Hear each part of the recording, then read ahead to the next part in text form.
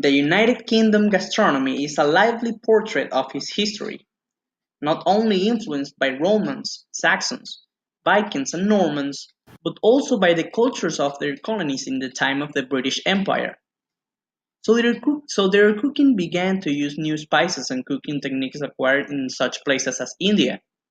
Today, I'm going to talk to you about the most iconic dishes in the United Kingdom, starting with the roast beef and Yorkshire pudding.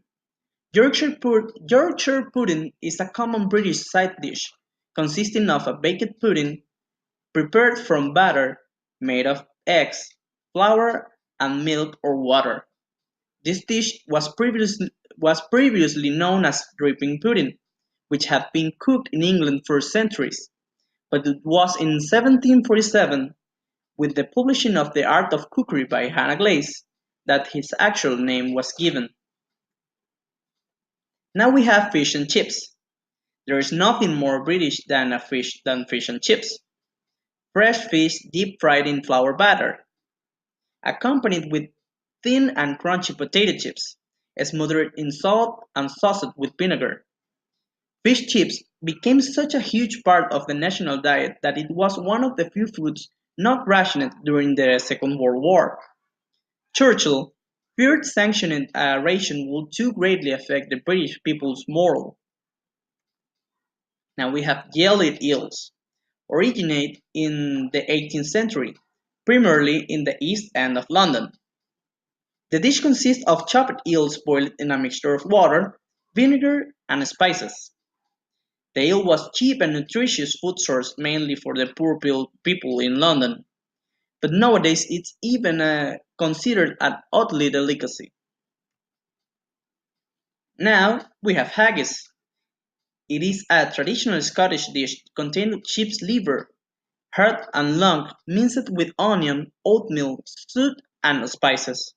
It is then boiled in the sheep's stomach, although most modern commercial haggis is prepared in a casing rather than an actual stomach.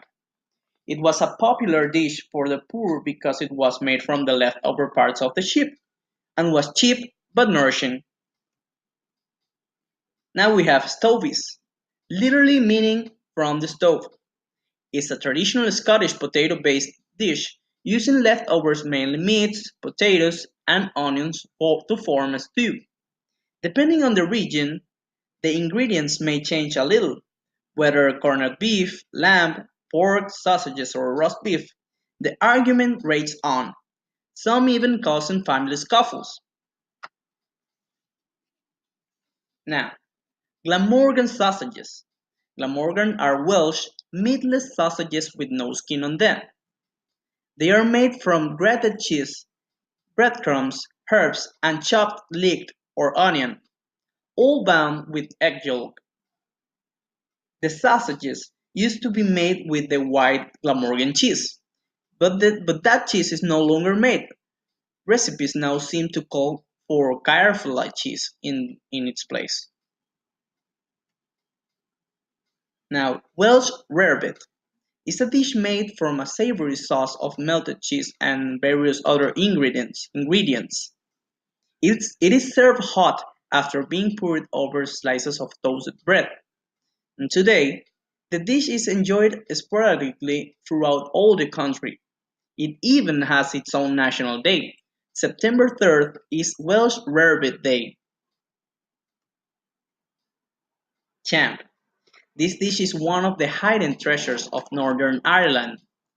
Mashed potatoes mixed with chopped scallions that have been softened in hot milk.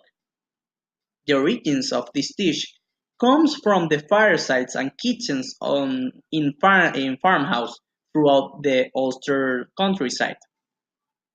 And for our last dish, we have the Ulster fry. It consists of baked bacon, egg, sausages, and half a tomato, all fried. Even a form of potato bread called a farl is split in half and fried, along with the fried piece of soda bread. The fried breakfast is one of the few dishes that can be found in every corner of the British Isles. It is by no means unique to the Northern Ireland. But one thing is for sure, Ulster Fry has nothing to envy his rivals from other regions. And that is all for this section. So have a nice meal. Thank you.